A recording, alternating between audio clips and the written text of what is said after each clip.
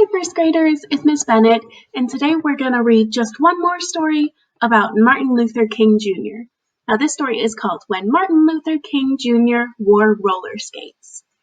And we're going to learn some more about his childhood and how he grew up to be the civil rights leader that we've been learning about. So let's get started reading. When Martin Luther King Jr. was 8 years old, a woman in a department store lunged at him and slapped him. "You stepped on my foot," she yelled. Martin didn't know the angry white woman standing in front of him, but he stayed calm. Although he was shocked, he simply walked away. Martin was a child who learned to overcome difficulties without violence. Like his mother, he was gentle and caring. Like his father, he was determined and fearless. Martin drew on these childhood traits as he grew up. He became a leader admired by millions of people around the world. It was January 15th, 1929. In the hallway outside of his bedroom, Martin Luther King Sr. nervously paced. His family called him Daddy King. Inside the bedroom, his wife was having a baby.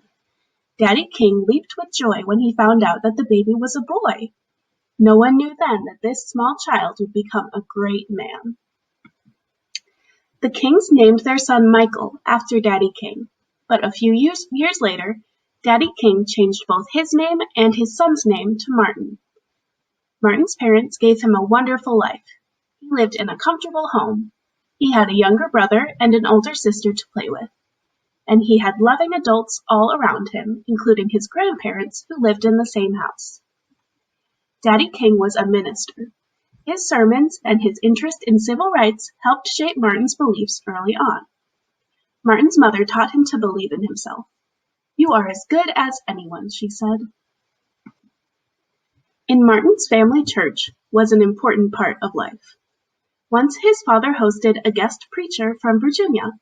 The man talked to folks about joining the church. Martin's sister was the first one to sign up.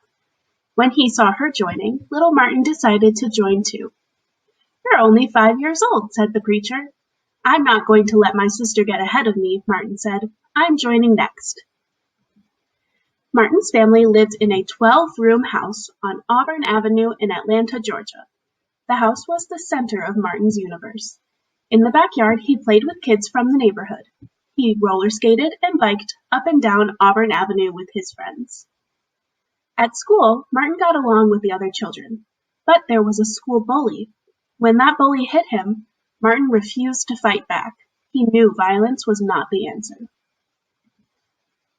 Martin's brother was named Alfred Daniel, but everyone called him A.D. He and Martin loved to run and play. They played football and baseball, and they played basketball at the fire station near their house.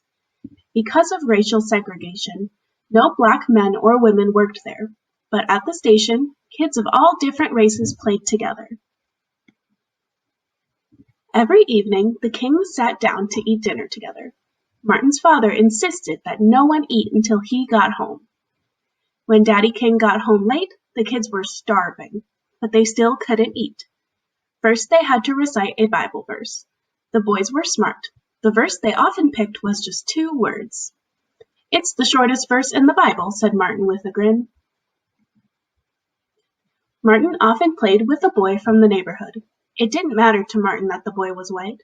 The two of them were good friends. One day, the boy's father told his son that he could no longer play with Martin. Martin did not understand why the boys couldn't be friends. "Why?" he asked Daddy King. "Why did his father say we can't play together?" Martin's parents talked to him about race and segregation. They told him that black people were often treated terribly. Martin was shocked. He decided he should hate white people. "You should not hate the white man. It is your duty to love him," said his parents. Martin had a hard time understanding this. "How can I love a race of people who hate me and who are responsible for breaking me up with one of my best childhood friends?" he asked. "You must try," said his mother. "One day I'll change things," said Martin. "One day I'm going to turn this world upside down." Martin was determined. He felt angry when he experienced discrimination because of the color of his skin.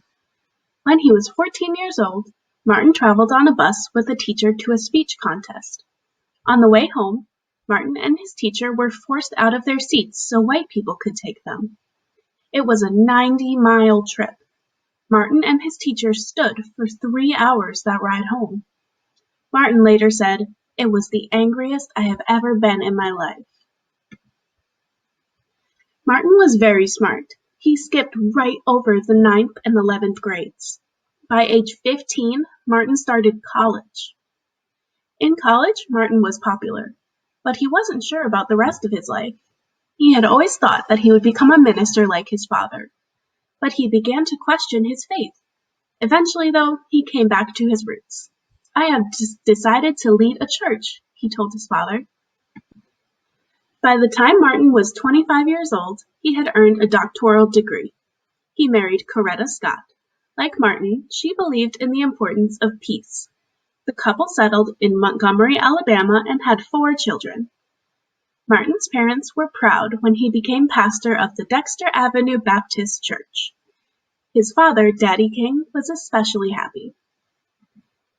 As Martin grew older, he became more active in helping African Americans gain rights.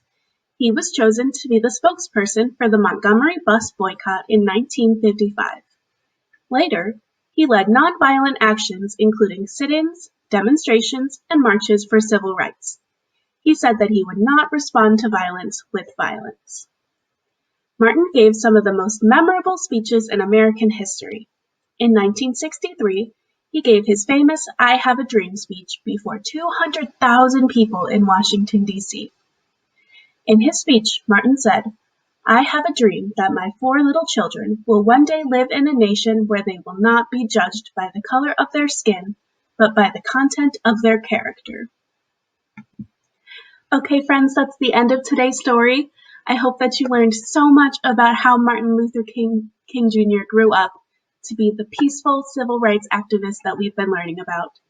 So we're all done, first graders, and I'll see you soon. Bye!